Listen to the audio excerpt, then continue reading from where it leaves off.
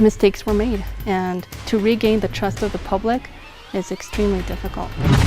This is by far the most challenging facility we have. The way we do business in New Mexico needs to change. This is not the way government is supposed to work. Think majestic. Think spectacular. Think monumental. It's the Taj Mahal, one of the most iconic buildings in the world. Hidden away in a small mountain community is New Mexico's own version of the Taj Mahal. In fact, this building is 10,000 square feet bigger. And while the Taj Mahal draws millions of tourists a year, no one visits here. You see, this isn't a monument to grandeur, it's a monument to waste. Taxpayers shelled out millions to construct a gargantuan public building. But once the structure was half completed, local politicians pulled the plug and abandoned the project.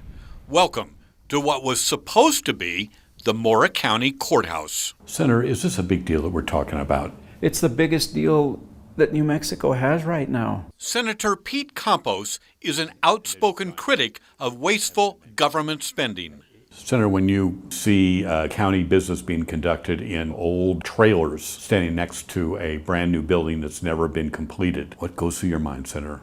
It's deplorable, it's sickening,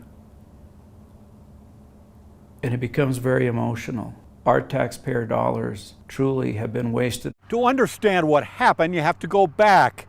It's a multi-million-dollar government scandal hatched a dozen years ago here in MORA County. After the county's crumbling courthouse was condemned because of safety hazards, commissioners hit up the legislature to fund construction of a new government center in Mora. Armed with $5 million, the commission hired architect Antonio Ortega to draw up plans. But instead of designing a $5 million building, Ortega cranked out plans for a 44,000 square foot, $12 million Rolls-Royce courthouse. Even though MORA County commissioners knew they did not have enough money to complete the building, they began construction anyway. In fact, there was only enough money to build a foundation, walls, and a roof. The county then got another $500,000 to install windows and doors. And then the project was simply abandoned. That was 8 years ago. It's not something then Commission Chairman Peter Martinez wanted to talk about. Commissioner, I've been trying to get a hold of you for months. Why won't you talk to me about the courthouse? I don't know you, and I don't want to talk to you, Mr. Butler.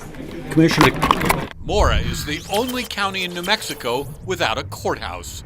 For 10 years, the public's business has been conducted in aging double-wides. County government is being run out of temporary trailers. Out of trailers. Today, Paula Garcia chairs the Mora County Commission. It's been challenging. And ultimately it's the people of MORA County that have paid, because our citizens have to come conduct county business in these substandard facilities. And where are the courts? Well, in a mobile home. Artie Pepin runs the administrative office of the courts. The magistrate court has been in a single wide trailer. Yes, sir. Is that adequate to do the people's business? It is not, and has not been for a very long time. Jury trials are conducted in the school board's meeting room. It is not a sufficient facility in which we should be conducting court business for the public in MORA County. While the MORA County government operates out of temporary makeshift offices, across the road sits the abandoned multi-million-dollar half-complete courthouse. But hold on, there's a new development. After an absence of 8 years, construction workers are back. They've resumed work to turn this abandoned shell into a functioning courthouse.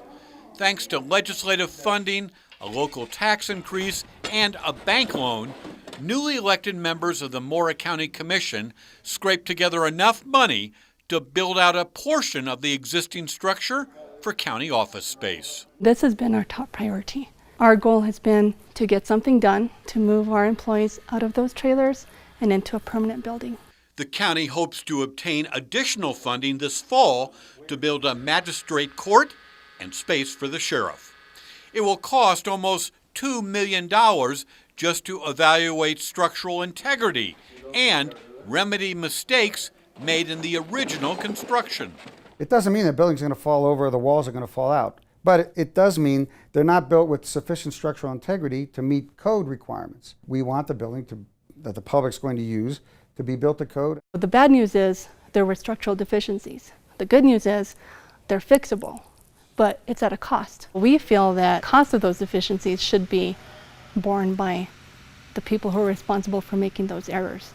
And we feel like they should be held accountable. The MORA County Commission intends to file a lawsuit against the original architect, contractor, and structural engineer. The public has expended a significant amount of money on this building. It's amazing with everything that has happened with this building over time that we really are on the verge of actually having the public conduct business in the building. The build-out for county offices and a magistrate court will occupy about half of the existing building. The other half will be walled off. Future expansion will just have to wait for another time. Hopefully in a year, 2 years, the story is going to be that the MORA County Courthouse is a fine public building serving the public interest and the public need the way that it was intended to. Larry Barker, KRQE News 13.